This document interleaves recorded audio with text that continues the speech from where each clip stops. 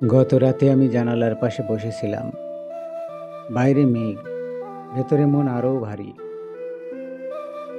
মনে হচ্ছিল জীবন থেমে গেছে, কেউ নেই, কিছু নেই, শুধু নীরবতা।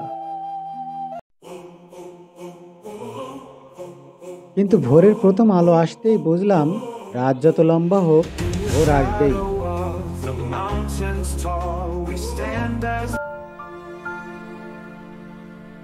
জীবনের কষ্ট একসময় থেমে যায়, শুধু তোমাকে সেই ভোর পর্যন্ত অপেক্ষা করতে হবে। বন্ধু, তুমি একা নও। আমি জানি অন্ধকার কতটা গভীর হতে পারে,